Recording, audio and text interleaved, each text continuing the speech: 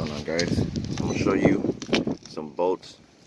These are all busted, so I took them off of my hubcap.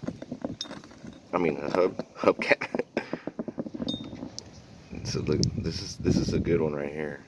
That's what I'm gonna put on there. And these are the ones that broke off. So like that.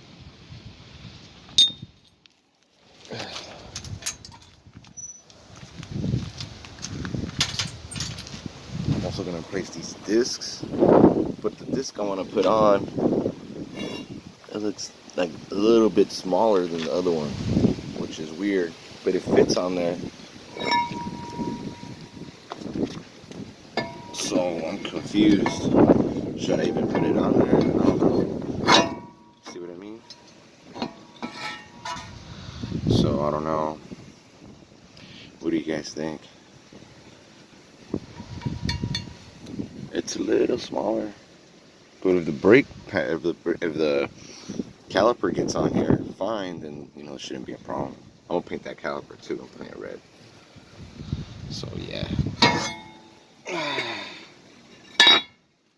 I'm gonna put this in here for now. There we go.